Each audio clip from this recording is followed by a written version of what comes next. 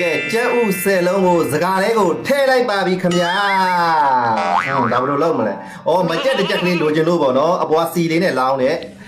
အိုးကတ်မှာဆိုလို့တော့မဟုတ်ဘူးပေါ့နော်စီလေးအများကြီးနဲ့လောင်းထည့်မယ်ဆိုတော့အိုးမကတ်နိုင်ဘူးဗျ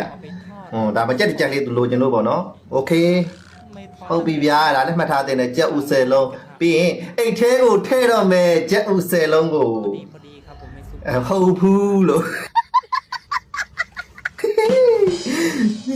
မမတွေပေါ့နော်မမတွေအိတ်ထဲထည့်တယ်ဘာလို့လဲစက်ကြည့်ရမယ်နော်ကျွန်တော်တို့ကဲထည့်ပြီးတော့အမြင်နေနဲ့ဆိုအစင်မပြေဘူးလေနော်ထုထောင်းပလိုက်ရတယ်ဒါလည်းဖတ်ထားတင်တယ်ပြီးတော့ကြော်လဲကိုထည့်ပါတယ်လို့နော်ကြော်လဲကိုထည့်ပြီးတော့လောင်းချလိုက်ပါပြီနော်လုပ်လိုက်လို့ရှင်အစိမ်းတွေပဲပြန်ဆဲတယ်စကားလေးနဲ့အရေးလေးတွေစစ်လိုက်တယ်ပေါ့နော်โอเคဘာလုပ်မလဲစောင့်ကြည့်ရမယ်ကခွက်ထဲကိုထည့်ပြီးတော့ပြီးတော့ဘောကစီလေးလည်းထည့်လိုက်သေးတယ်ဒါဘာလုပ်မလဲ